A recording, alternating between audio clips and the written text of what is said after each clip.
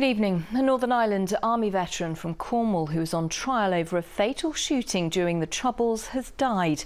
80-year-old Dennis Hutchings denied the attempted murder of a 27-year-old man in 1974.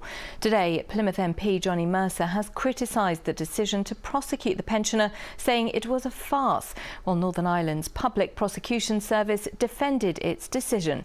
Katie Rowlett reports. Dennis Hutchings' supporters had always made an issue of his age and ill health during a long campaign against his prosecution. The 80-year-old was on trial in Belfast for the death of John Pat Cunningham almost 50 years ago. The 27-year-old, who had learning difficulties, was shot in the back during the Northern Ireland Troubles. Mr. Hutchings had always denied he was to blame.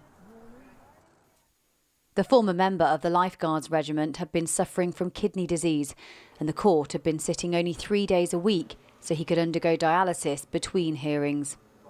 On Monday, he died at a hospital in Belfast. Hours earlier, the trial was adjourned for 3 weeks because the former Northern Ireland veteran had contracted coronavirus. Former Veterans Minister and Plymouth MP Johnny Mercer accompanied him to court on several days of the trial. Today he said the trial should have never happened. This dominated Dennis's life. Although we can see it and go through the process and see the whole thing for the farce that it is, there is always the outcome that he could have gone to prison and not returned to Cornwall. And obviously there was the worst outcome, that he could have died in Northern Ireland, and that is indeed what came about. So of course it had a huge effect on him. I spoke to him only minutes before he died, and I know how he felt, and I think it's a day of real shame. Dennis Hutchings lived in the small village of Corsand. Legal attempts to have his case thrown out failed before it reached its final stage.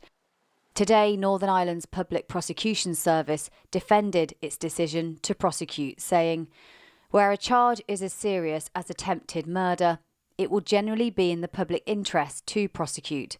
The High Court has recently observed, in a separate case relating to a shooting in 1972, that risks arising from ill health are commonplace in the criminal justice system, and such risks are accommodated within the existing legal framework of criminal trials and the adoption of appropriate measures to mitigate risk. Mr. Hutchings' death will very likely reopen arguments around legacy prosecutions. Katie Rowlett, ITV News. Devon County Council says it needs around 2,000 new workers to fill the growing number of vacancies in its care system. One councillor says the culture towards care workers needs to change if the sector is to attract new recruits. Marina Jenkins reports. Find early mornings. This campaign hopes to inspire a new generation of carers, people who can fill the growing void in Devon's care sector. Find new career heights. One recent recruit is Georgina Heath. She joined the team at Northam Care Trust last year. Since then, her career has progressed and she's just been made a service manager. To be able to go home and feel like you've done something good and that you've made a difference, and it's fun. A lot of my days are just spent with laughing with my clients and, being able to give them something that they can't give themselves, and knowing that if I wasn't there, they wouldn't have the support that they get. This passion is at the core of Devon County Council's new campaign to get 2,000 sign-ups. The shortage of care workers is now greater than before the pandemic. One councillor says it's created a perfect storm. The culture needs to change. We can't go on just saying how wonderful people who work in the NHS are. One side is really thought of very highly and the other side is just sort of an afterthought, and it can't go on like it. We're actually looking after more people and there's more care being provided than ever before, but the actual demand has gone through the roof and there just aren't the people there. It's not really money, it's a question of actual people to do it. For a long time, the care sector has faced staffing issues, but now in Devon, the situation has become critical. Proud to Care hopes to spark careers and change attitudes to those helping some of society's most vulnerable. Marina Jenkins, ITV News. Landmark legal action against the government's handling of the pandemic started today at London's High Court.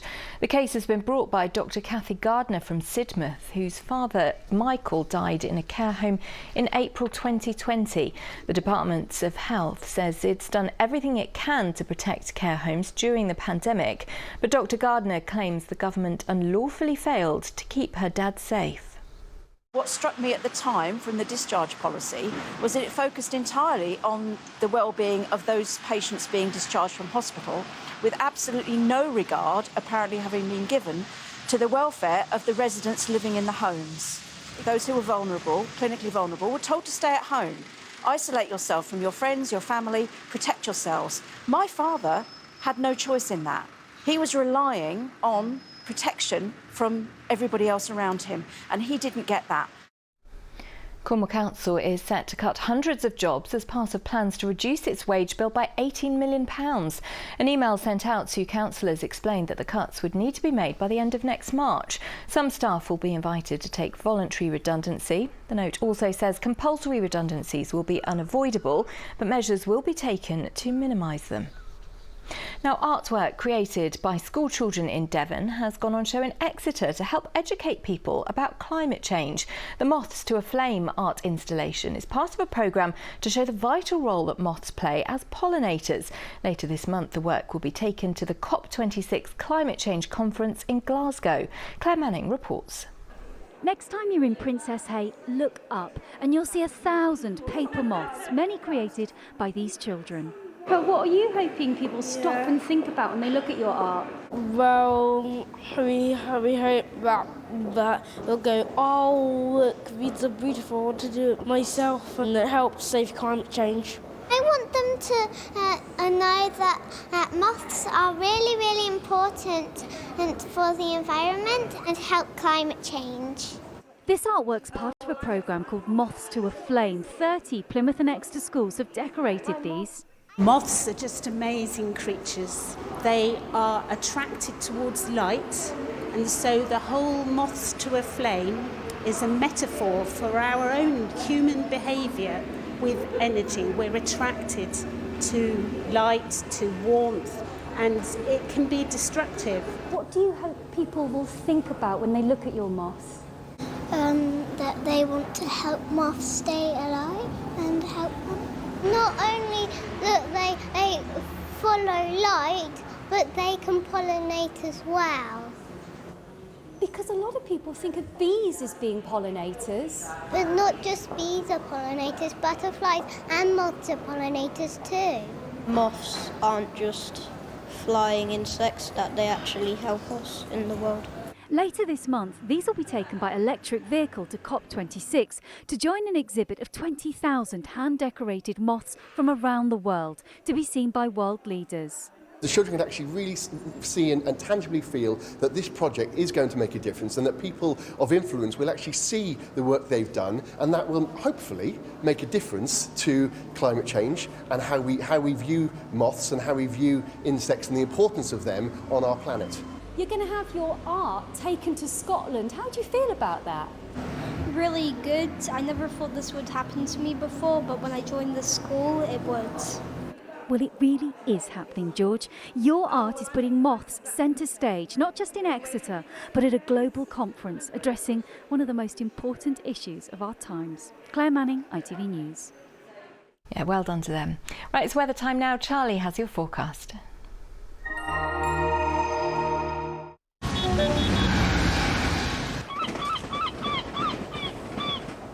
Great Western Railway sponsors the ITV West Country weather.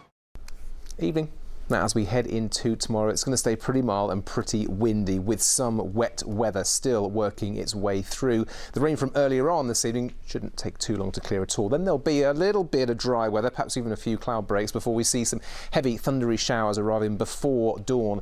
There's a warning in place from the Met Office for those as well. It'll be quite a mild and windy night with lows of only 13 or 14 Celsius. So, yeah, a bit of a wet start, bit of a noisy start on Wednesday as well, with some claps of thunder around. But the good news is it shouldn't take too long for that wet weather to clear clear through. Then for most, it's a pretty dry day with a good deal of sunshine around, but a few more showers will return as we head through the afternoon. Wind's pretty strong again and mild. Not quite as mild as earlier on, but highs are 16 Celsius, still a good 2 degrees above average for this stage in October. But the temperatures do fall down a bit more as we head through the rest of this week. We see cold northerly winds arriving on Thursday. Not spectacularly low on paper, but I think it will feel quite a bit colder than we have been used to. Still some sunshine on Thursday as well, perhaps the occasional shower cropping up, but as we head towards the weekend, the skies will turn just a little bit cloudier, so not too bad looking ahead. Great Western Railway sponsors the ITV West Country weather. Thanks, Charlie. That is it from us here this Tuesday evening. We'll be back tomorrow during Good Morning Britain. Until then, from all of us here, bye-bye for now.